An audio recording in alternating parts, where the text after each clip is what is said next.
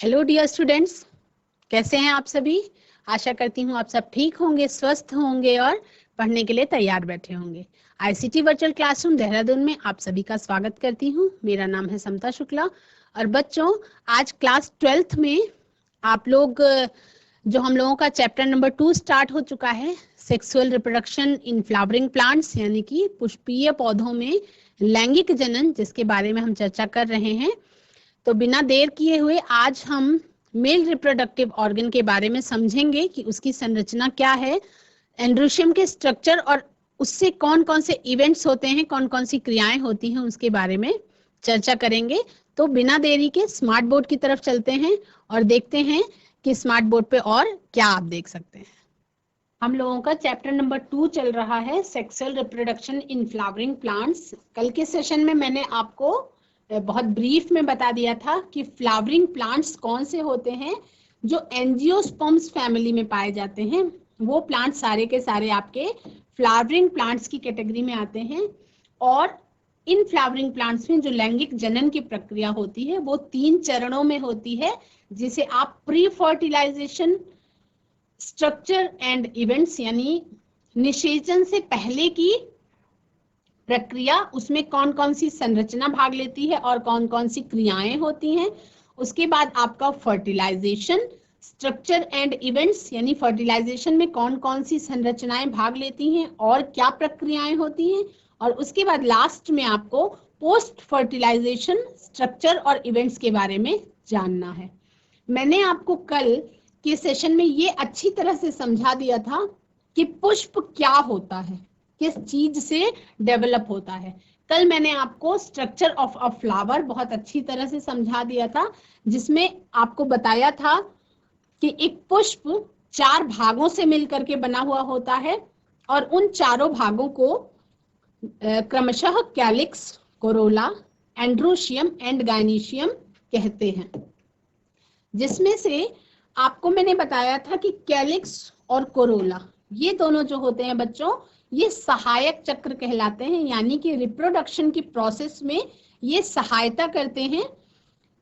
नर जननांग से मादा जननांग तक जो आपके पराग कण होते हैं उनको पहुंचाने की प्रक्रिया में हेल्प करते हैं अपने चटक रंग के द्वारा। और जो आपका कैलिक्स होता है वो फ्लावर को संरक्षित रखने में हेल्प करता है। तो ये आपके हेल्पिंग वर्ल्स कहलाते हैं। और 2 नेसेसरी वर्ल्स के बारे में हम लोगों ने बात करी थी, वो था आपका एंड्रोशियम एंड गाइनीशियम, यानी कि आपका नर जननांग पुष्प का और गाइनीशियम यानी कि आपका पुष्प का मादा जननांग। अब हम कल का सेशन इस स्लाइड पे हमने छोड़ा था, हमें बात करनी है बच्चों एंड्रोशियम के बारे में, यानी कि पुमंग के बारे में। हमें पुमंग के बारे में बात करनी है। It is the main reproductive part of the flower, यानी कि ये मुख्य जननांग है। ठीक, जो आपका पुमंग है ये आपका मुख्य जननांग है, जिसे क्या कहते हैं बच्चों, ये आपका मेल रिप्रोडक्टिव ऑर्गन है। जो आपका एंड्रोशियम है ये आपका मेल रिप्रोडक्टिव ऑर्गन है, मेल रिप्रोडक्टिव ऑर्गन है। और इसको, ये जो मेल रिप्रोडक्टिव ऑर्गन है बच्चों, ये आपका एंड्रोशियम है, तो ये आपका बहुवचन में आता है जब आप इसमें सिंगल एक मेल रिप्रोडक्टिव ऑर्गन की बात करते हैं। जो इसकी इकाई होती है, तो unit of male reproductive organ is anther. इसको आप क्या कहते हैं, इसको हिंदी में हम कहते हैं पुंकेसर। तो जब हम बहुत सारी इकाइयों से मिल करके क्या बना होता है, आपका पुमंग बना होता है। और इसमें जब हम एक इकाई की बात करते हैं तो पुमंग की इकाई क्या कहलाती है, आपकी पुमंग की इकाई ही पुंकेसर कहलाती है। पुमंग की जो इकाई होती है यही आपका पुंकेसर कहलाती है। और ये क्या कहलाता है बच्चों, ये आपका एक वचन कहलाता है। मतलब जो आपके मेल रिप्रोडक्टिव ऑर्गन्स हैं ये बहुत सारे होते हैं। मेल रिप्रोडक्टिव ऑर्गन्स जो हैं ये बहुत सारे होते हैं। तो मैंने कल आपको बताया था, कल के सेशन में हमने ये जाना था कि जो मेल रिप्रोडक्टिव ऑर्गन्स होते हैं ये अलग अलग फ्लावर में इनकी संख्या अलग अलग होती है ना। कल हमने ये जाना था कि जो आपका मेल रिप्रोडक्टिव पार्ट है एंड्रीशियम, इसकी संख्या अलग अलग पुष्प में अलग अलग होती है। जैसे कल हमने देखा था कि सरसों में एंड्रोशियम की संख्या कितनी होती है, एंड्रोशियम नहीं, आपका पुंकेसर की संख्या कितनी होती है। सरसों में आपके पुंकेसर की संख्या कितनी होती है? सरसों में आपके पुंकेसर की संख्या होती है 6। सरसों जिसका वैज्ञानिक नाम क्या है बच्चों? सरसों का वैज्ञानिक नाम आपका है ब्रेसिका कंप्रेस्ट्रिस। तो सरसों में पुंकेसर की संख्या कितनी है? 6। पुंकेसर की संख्या 6। फिर हम बात करते हैं टमाटर की। टमाटर में आपका पुंकेसरों की संख्या कितनी है बच्चों? टमाटर में आपका पुंकेसर की संख्या है 5। यानी कि इसमें मेल रिप्रोडक्टिव पार्ट जो है उसमें पुंकेसरों की संख्या 5 होती है। अब कभी जो आपको बहुत इजीली अवेलेबल है, गुड़हल का पुष्प ऑर्नामेंटल प्लांट होता है जिसको आप पूजा में भी इस्तेमाल करते हैं, अलग अलग कलर्स में आते हैं। गुड़हल आपका व्हाइट कलर का भी मिलता है, पिंक कलर का भी मिलता है। आपका गुड़हल सबसे ज्यादा पाया जाने वाला गुड़हल जिसे आप चाइना रोज के नाम से भी जानते हैं, जिसका वैज्ञानिक नाम हिबिस्कस रोजा साइनेंसिस है, ये आपको रेड कलर में सबसे ज्यादा अवेलेबल होता है। तो गुड़हल में पुंकेसरों की संख्या कितनी होती है बच्चों? अनंत होती है, यानी कि इनफाइनाइट होती है। तो इस तरह से आपको ये समझ में आया कि जो आपका एंड्रोशियम है, एंड्रोशियम में उमंग पे पुंकेसरों की संख्या अलग अलग पुष्प में अलग अलग पाई जाती है। ठीक, इसके बारे में हमने जाना। अब हमको आज ये समझना है बच्चों की जो एंड्रोशियम, पहले हमको जब हम लैंगिक जनन की बात कर रहे हैं, जब हम सेक्सुअल रिप्रोडक्शन की बात कर रहे हैं, तो हमको पहले नर जननांग के बारे में विस्तार से चर्चा करनी है, फिर हमको मादा जननांग के बारे में विस्तार से चर्चा करनी है, और नर जननांग में बनने वाले पराग कणों के बारे में विस्तार से चर्चा करनी है। जैसा कि आप स्क्रीन पे जो आपका डायग्राम है उसमें आप देख रहे हैं, एक पुष्प की संरचना है जिसका लॉन्गिट्यूडिनल सेक्शन ले लिया गया है, यानी कि एलएस कट किया गया है जो ऊपर से नीचे की तरफ। ठीक, अनुप्रस्थ काट होती है जो ट्रांसवर्स सेक्शन, और लॉन्गिट्यूडिनल सेक्शन का मतलब ऊर्ध्वाधर काट। लॉन्गिट्यूडिनल सेक्शन का मतलब क्या होता है बच्चों? लॉन्गिट्यूडिनल सेक्शन का मतलब होता है ऊर्ध्वाधर काट। ऊर्ध्वाधर काट, इसका मतलब कि जो कट लगाया गया है वो ऊपर से नीचे की तरफ है, ऊर्ध्वाधर काट। तो इसमें क्या है, जब आपने एलएस लिया इस फ्लावर का, तो आपको बीचों बीच से जब फ्लावर का कट किया गया तो आपको बहुत सारी संरचनाएं दिखाई पड़ने लगी। पेटल और सेपल के बारे में आप पहले से ही जानते हैं। हमें मेन जो इस चैप्टर में डिस्कशन करना है वो आपका एंड्रोशियम, ये आपका एंड्रोशियम यानी कि पुमंग के बारे में, और ये है आपका गायनीशियम यानी कि जायांग के बारे में हमें बात करना है। ठीक, जायांग का जो यूनिट होता है उसे हम कार्पल्स या पिस्टल कहते हैं। हमें बात करनी है सबसे पहले एंड्रोशियम के बारे में। ठीक, ये आपने ये देख लिया, ये है पेरियंथ कहलाता है, जिसमें कैलिक्स को आप सेपल्स का ग्रुप कहते हैं, composed of sepals. Corolla is composed of petals. ठीक, हम बात करेंगे एंड्रोशियम के बारे में। एंड्रोशियम जिन्हें आप स्टेमेंस भी कहते हैं जब उनकी इकाई देखते हैं। इसमें आप देख पा रहे हैं कि एक स्टेमेन है, स्टेमेन 2 भागों से मिल करके बना हुआ है। ठीक, आप ये देख पा रहे हैं, ये है आपका स्टेमेन वाला पार्ट, ये आपका 2 भागों से मिलकर के बना हुआ है। नीचे एक कुछ स्टॉक या डंठल जैसी संरचना है, और उसके ऊपर एक फूला हुआ भाग होता है। मैं आपको बताती हूँ, it consist of a whorl of stamens, यानी कि जो आपका पुष्प का नर जननांग होता है वो एक चक्र होता है स्टेमेंस का, यानी पुंकेसरों का एक पूरा चक्र होता है। Their number and length are variable in different species. Variable in different species. Different species.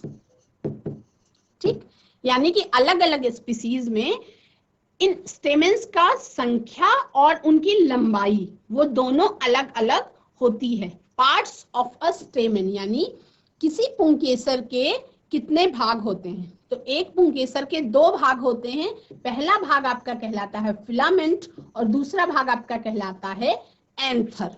Filament को हम हिंदी में बच्चों कहते हैं तंतु और एंथर को हम हिंदी में कहते हैं पराग कोश।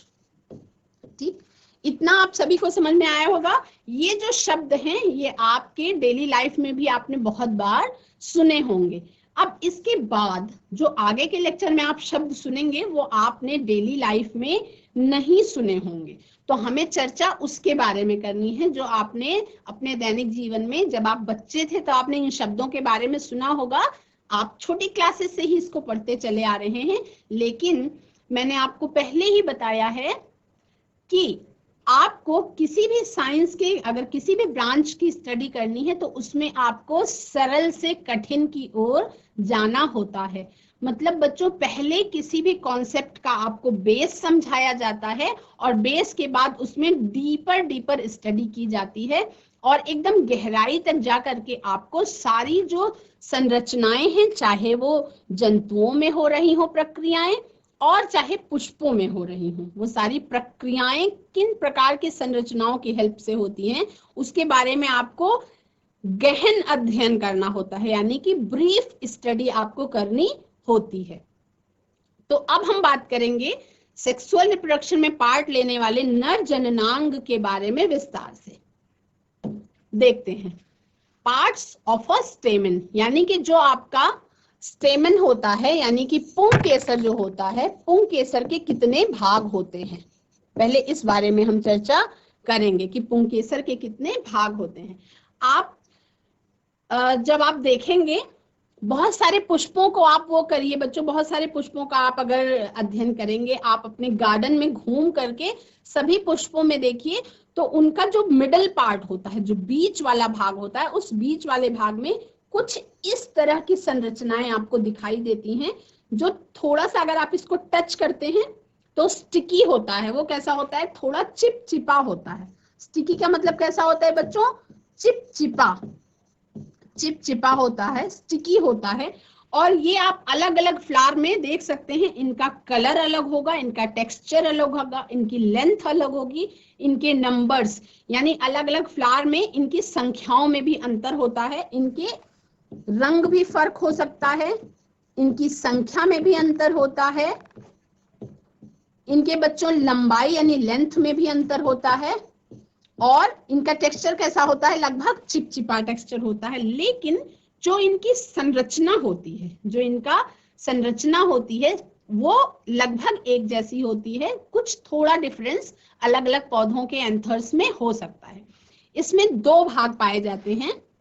जैसा मैंने आपको जब पुष्प की संरचना समझा रही थी तो मैंने आपको बताया था कि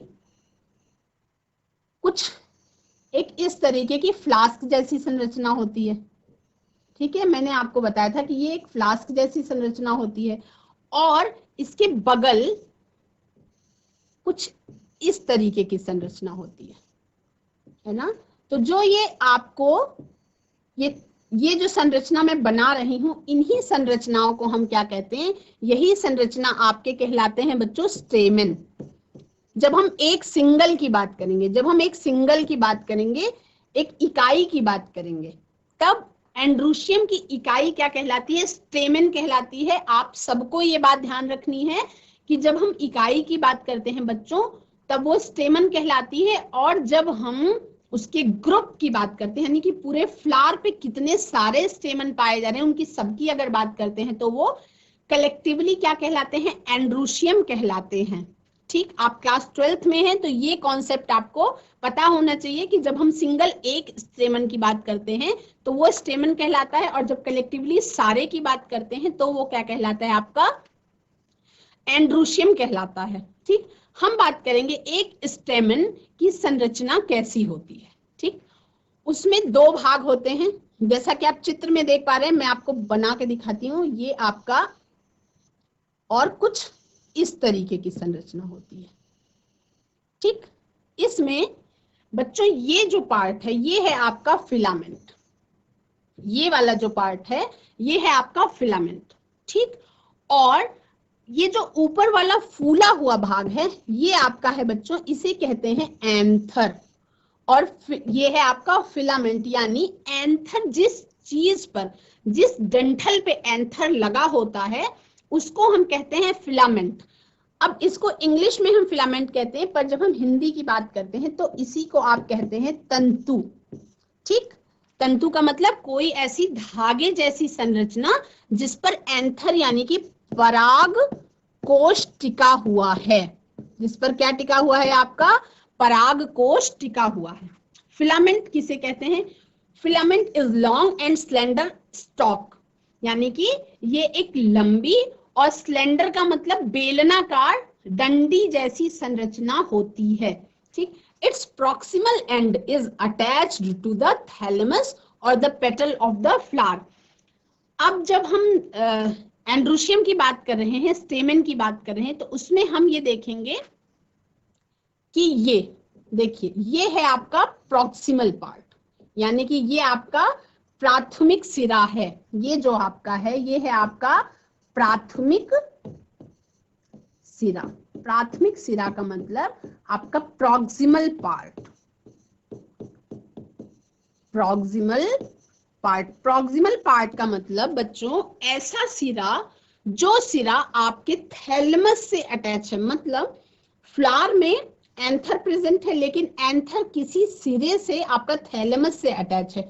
तो ये जो अटैचमेंट वाला सिरा है, इसमें जो सिरा है इस सिरे को हम प्राथमिक सिरा कहते हैं या प्रॉक्सिमल पार्ट कहते हैं। और वो सिरा जहां पे एंथर अटैच होता है फिलामेंट के साथ, ये सिरा आपका कहलाता है डिस्टल पार्ट, यानी कि दूरस्थ सिरा। दूरस्थ सिरा।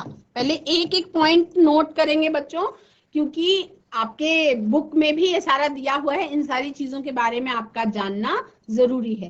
एंथर के अटैचमेंट के बारे में हम बात कर रहे हैं कि जो एंथर है यानी जो स्टेमन है, स्टेमन के 2 पार्ट्स होते हैं। जो डंठल वाला पार्ट होता है वो आपका कहलाता है फिलामेंट, और जो ऊपर फूला हुआ भाग होता है वो कहलाता है एंथर, या उसी को हम कहते हैं परागकोश। अब फिलामेंट जिस सिरे से आपका थैलेमस से अटैच होता है वो सिरा आपका प्राथमिक सिरा या प्रॉक्सिमल एंड कहलाता है, और जो सिरे से आपका फिलामेंट एंथर से अटैच होता है वो सिरा आपका डिस्टल पार्ट या दूरस्थ सिरा कहलाता है, ठीक। अगर हम इतना समझ गए हैं तो it's proximal end, proximal end का मतलब प्राथमिक जो सिरा होता है is attached to the thalamus, यानी जो ये गाइनीशियम है यानी जो स्त्री केसर है, स्त्री केसर और पुंग केसर, इन सब के नीचे एक ये फूला हुआ सिरा है। ये सिरा जो कहलाता है बच्चों, ये पार्ट आपका कहलाता है थैलेमस। ये पार्ट आपका क्या कहलाता है? ये पार्ट आपका कहलाता है थैलेमस। तो थैलेमस और द पेटल ऑफ फ्लावर, यानी पुष्प के, अब जैसा आप ये वाली चित्र में देख रहे हैं तो ये आपका पार्ट है एंथर। ये किसी ओरिजिनल फ्लावर में हम देख सकते हैं, ये आपका पार्ट है एंथर, और ये एंथर जिस डंठल से आपके पुष्प से जुड़ा हुआ है ये डंठल आपका कहलाता है बच्चों फिलामेंट। फिलामेंट। तो ये फिलामेंट एक सिरा आपका पुष्प पे है और दूसरा सिरा आपका एंथर के पास है। जो पुष्प के पास सिरा है उसे हम प्रॉक्सिमल पार्ट कहते हैं, और जो एंथर से अटैच है इस वाले सिरे को हम डिस्टल पार्ट यानी कि दूरस्थ सिरा कहते हैं, ठीक। एंथर के बारे में बात करते हैं। फिलामेंट के बारे में हमने बात कर ली, अब हम बात करेंगे एंथर के बारे में। तो हमें क्या जानना है बच्चों? सबसे पहले ये जानना है, लिखा हुआ है terminal and typically, termed and typically bilobed. अब आपको जानना है कि ये बाइलोब्ड क्या होता है। ये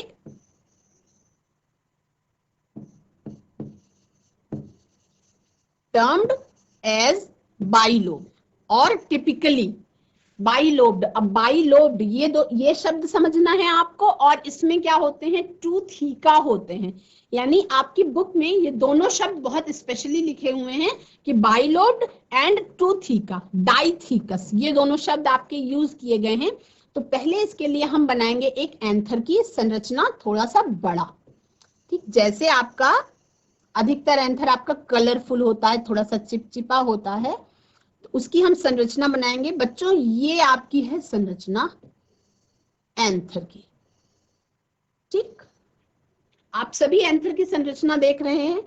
आप इसको जब आप कभी किसी पुष्प के एंथर को ले करके उसके बारे में देखेंगे तो शायद आपको संरचना को समझने में क्लास से भी ज्यादा बेहतर समझ में आ जाएगा। एक बार देखने पर ही आपको वो चीज समझ में आ सकती है, लेकिन जब आप उसके अंदर की संरचना के बारे में बात करते हैं बच्चों, तब वो आपको आपकी नॉर्मल आईज से नहीं दिखाई सकता, उसके लिए आपको माइक्रोस्कोप की जरूरत पड़ती है। तो अब आगे जिन हम संरचनाओं का अध्ययन करेंगे ये आपका माइक्रोस्कोपिक स्ट्रक्चर होगा, यानी ये आपकी सूक्ष्मदर्शीय संरचनाएं हैं। इन संरचनाओं के बारे में आप अपनी नेकेड आई से नहीं देख सकते हैं, ये तो आप अपनी नग्न आंखों से देख सकते हैं, लेकिन जब आप एंथर के अंदर की संरचना की बात करते हैं तो ये आपकी आंखों से नॉर्मली नहीं दिखाई पड़ेंगे। उसके अंदर की संरचना को जानने के लिए आपको माइक्रोस्कोप के हेल्प की जरूरत पड़ेगी। एंथर जो होता है बच्चों वो होता है आपका बाइलोब्ड। बाइलोब्ड का मतलब ये आपका है वन लोब, और ये वाला आपका है सेकेंड लोब, टू लोब। यानी कि ये दोनों आपके कैसे हैं बच्चों, ये आपकी हो गई एक पाली और ये दूसरी हो गई आपकी, ये वाली हो गई आपकी द्वितीय पाली। ठीक, मतलब ये वाला शब्द समझ में आ गया आपको कि एंथर कैसा होता है, बाइलोब्ड होता है। यानी बाहर से देखने पर एंथर आपका दो लोब्ड से मिलकर के, दो पालियों से मिलकर के बना होता है, इसे हम कहते हैं बाइलोब्ड। बाइलोब्ड का मतलब आपका द्विपालित, बाइलोब्ड का मतलब आपका द्विपालित, यानी एंथर कैसा होता है बच्चों, द्विपालित संरचना होती है, यानी दो पालियों से मिलकर के ये बना होता है। अब आप ये वाला चित्र देख रहे हैं, ये वाला चित्र देख रहे हैं, इसमें ये नंबर 1 है आपका फिलामेंट, और उसके बाद उसके ऊपर ये आपकी एक पाली है। ठीक, और ये है आपकी दूसरी पाली। हमने लिया है क्या उसमें, ट्रांसवर्स सेक्शन, यानी कि अनुप्रस्थ काट। ट्रांसवर्स सेक्शन को हम क्या कहते हैं, हिंदी में कहते हैं अनुप्रस्थ काट, जिसका आपकी बुक में हमेशा TS और LS ऐसे करके लिखा रहता है। तो TS का मतलब होता है ट्रांसवर्स सेक्शन और LS का मतलब होता है लॉन्गिट्यूडनल सेक्शन। ठीक, इतना क्लियर समझ में आ गया बच्चों। अब ये कह रहा है कि एंथर बाइलोब्ड होता है and each lobe has two theca, यानी कि अब पहले हम बात करें, मान लीजिए ये आपका एंथर है। ठीक, ये आपका एंथर है, ये आपका एंथर है। तो हमने क्या किया, इसकी ट्रांसवर्स सेक्शन ले लिया, हमने इसका ट्रांसवर्स सेक्शन ले लिया। ठीक, इस तरह से हमने इसका ट्रांसवर्स सेक्शन ले लिया। ठीक, जो हमको बाहर से दिखाई पड़ रहा था, ये दो लोब्स दिखाई पड़ रहे थे। बाहर से हमको क्या दिखाई पड़ रहे थे, दो लोब्स दिखाई पड़ रहे थे। ठीक, लेकिन ये एक्चुअल में क्या थे, देखिए ये बाहर से दिखाई पड़ रहा था आपको, ये टू लोब्स, एक 1 और एक ये 2। तो एंथर कैसा होता है, बाइलोब्ड, बाइलोब्ड यानी कि द्विपालित। कैसा होता है, द्विपालित। ठीक, अब हम बात करेंगे इसका ट्रांसवर्स सेक्शन लिया। तो जब हमने इसका ट्रांसवर्स सेक्शन लिया तो हमने क्या देखा, माइक्रोस्कोप के अंदर, माइक्रोस्कोप के नीचे हमने जब ये पुंकेसर को रखा, उसकी संरचना को, और उसका ट्रांसवर्स सेक्शन का जब स्टडी किया गया तो ये पता चला कि हर एक लोब में ये इस तरह से डिवाइड होता है, यानी टू थीका में होता है, तो इसलिए इसको हम कहते हैं डाइथीकस, यानी कि द्विपालित और फिर कोष्ठीय। ठीक, हर एक पाली में दो दो कोष्ठ होते हैं, यानी हर एक पाली में दो कोष्ठ होते हैं, तो द्विपालित और फिर कोष्ठों की संख्या के आधार पर उसको क्या कहते हैं, डाइथीकस कहते हैं। ठीक, इसके बारे में हमने जाना।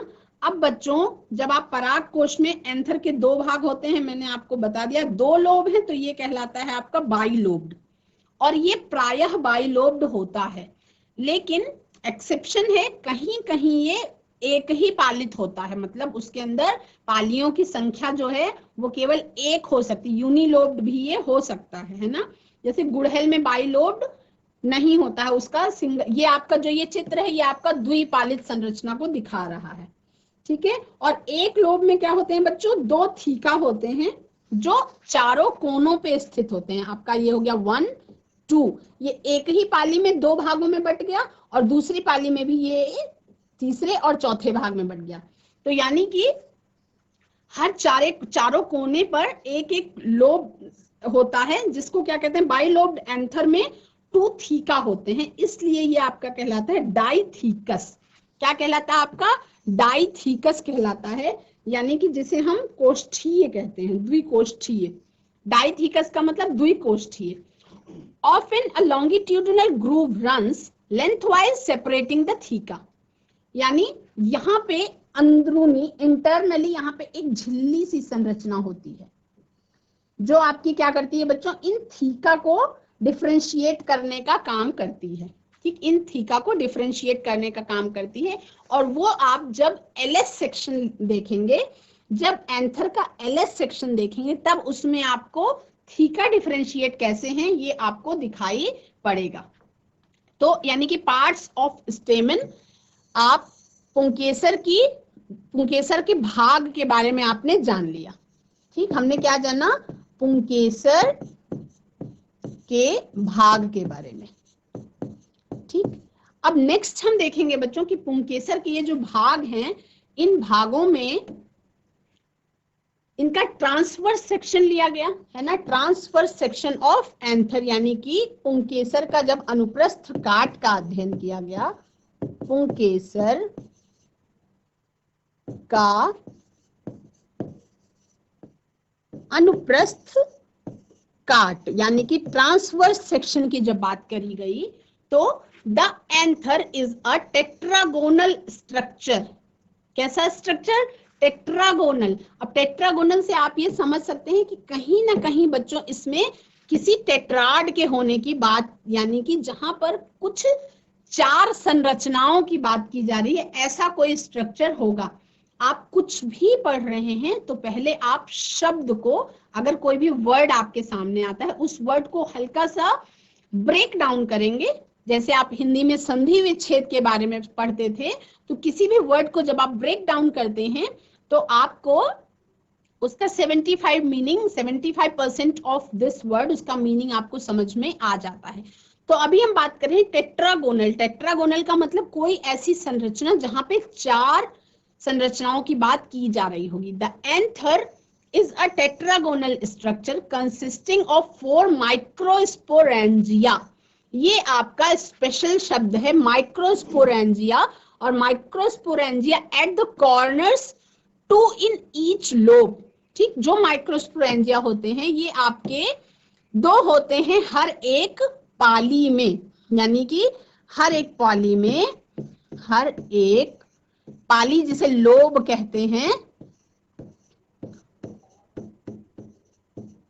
पाली में, हर एक पाली में, हर एक लोब में माइक्रोस्पोरेंजिया की संख्या कितनी होती है, 2 होती है। माइक्रोस्पोरेंजिया यानी लघु बीजाणुधानी, इसकी संख्या कितनी होती है बच्चों, इसकी संख्या होती है आपकी 2। माइक्रोस्पोरेंजिया की संख्या 2 होती है, और ये आपके हर एक कोने पर उपस्थित होते हैं। जैसा कि आप इस चित्र में देख पा रहे हैं, ये आपका जो डायग्राम है, इस डायग्राम में आप देख पा रहे हैं ये एक टिपिकल एंथर की संरचना है। ये आपका एक टिपिकल एंथर की संरचना एकदम इस तरह से होती है। ये एक टिपिकल एंथर का डायग्राम है और इसका जब हमने ट्रांसवर्स सेक्शन लिया, यानी कि जब इसका टीएस कट किया, तो आप देखें आगे से और पीछे से, अब इसका डॉर्सल व्यू भी देखेंगे आप और सामने से भी जब देखेंगे, फ्रंट से भी, तो इसमें आपको इस तरीके के 2 लोब्स दिखाई पड़ रहे हैं। तो ये क्या होता है, आपका बाइलोब्ड हो गया, बाइलोब्ड। और इस हर एक लोब के अंदर आपका यहाँ पे ये वाली जो संरचना दिख रही है, इसमें आपकी 1, 2, 3 एंड 4 यानी कि 4 कॉर्नर्स दिखाई पड़ रहे हैं। तो ये जो 4 कॉर्नर्स होते हैं, हर एक लोब में 2, इसलिए ये आपका कहलाता है डाइथीकस। ठीक, तो ये 2 पॉइंट समझ में आ गए कि बाइलोब्ड क्यों होता है और डाइथीकस हम क्यों कहते हैं। अब इसके बाद आप देख रहे हैं कि जब इसको ट्रांसवर्स सेक्शन लिया गया इसका, तो ये जो थीका होते हैं बच्चों, ये थीका के अंदर, इसी के अंदर पराग कोश का निर्माण होता है, यानी पॉलन सैक्स का निर्माण होता है और उसी में आपके पॉलन ग्रेन्स डेवलप करते हैं समय के साथ जब मैच्योरिटी का लेवल आने लगता है। The microsporangia develop to pollen sacs. ठीक, यही माइक्रोस्पोरेंजिया जो है वो आपके पॉलन सैक्स में डेवलप हो जाते हैं, यानी कि ये माइक्रोस्पोरेंजिया कौन है, लघु बीजाणु। ये लघु बीजाणु हैं, यही आपके पराग कोश में हैं, पराग कोश में डेवलप हो जाते हैं। ठीक, और दे extend longitudinally all through the length of an anther and are packed with pollen grains, यानी कि उनके अंदर पराग कणों से वो भरे हुए होते हैं। जो पॉलन सैक्स होते हैं वो आपके पराग कणों से भरे हुए होते हैं। माइक्रोस्पोरेंजियम ये आपकी चारों कोनों पर स्थित होते हैं और माइक्रोस्पोरेंजियम जब परिपक्व हो जाते हैं या माइक्रोस्पोरेंजियम जब एडल्ट हो जाते हैं, जब मैच्योर हो जाते हैं अच्छी तरह से, तब ये पॉलन सैक में बदल जाती है। पॉलन सैक को हम क्या कहते हैं बच्चों, परागधानी। पॉलन सैक को हम क्या कहते हैं, परागधानी कहते हैं, यानी जिनके अंदर पराग कणों की डेवलपमेंट होता है, उस सैक को हम क्या कहते हैं, परागधानी कहते हैं। दे extend longitudinally all through the length of an anther, यानी ये इस तरह से पूरी लेंथ में ऊपर से नीचे तक पॉलन ग्रेन्स जो हैं वो पॉलन सैक्स में फुल होते हैं, एकदम पैक्ड होते हैं टाइटली। और उसके बाद फिर जब डेhiscence होता है, यानी जब पराग कोश का, एंथर का प्रस्फुटन होता है, तब वो पॉलन सैक्स स्वतंत्र हो पाते हैं। उसके बारे में हम और आगे करेंगे चर्चा। पहले हमें चर्चा ये करनी है कि बच्चों ये माइक्रोस्पोरेंजिया का स्ट्रक्चर कैसा होता है। ठीक, तो अब हम आगे नेक्स्ट देखते हैं स्ट्रक्चर ऑफ माइक्रोस्पोरेंजियम। ठीक, यानी कि आपका लघु बीजाणुधानी, इसके बारे में हम अगले सेशन में चर्चा करेंगे। बच्चों, आप सबने आप एंथर के स्ट्रक्चर के बारे में, यानी कि जो आपका मेल रिप्रोडक्टिव ऑर्गन है, उसमें आपने स्टेमन की संरचना के बारे में बहुत अच्छी तरह से अध्ययन किया, बहुत ब्रीफ स्टडी कर ली। आशा करती हूँ एंथर के बारे में कोई सवाल आपका नहीं बचा होगा। यदि कोई क्वेश्चन है तो आप कमेंट बॉक्स के माध्यम से मुझसे पूछ सकते हैं। आज की क्लास में इतना ही। आगे हम नेक्स्ट सेशन में माइक्रोस्पोरेंजियम के स्ट्रक्चर के बारे में विस्तृत चर्चा करेंगे। तब तक के लिए that's all for today. Have a nice day, take care and bye bye. आपका दिन शुभ हो।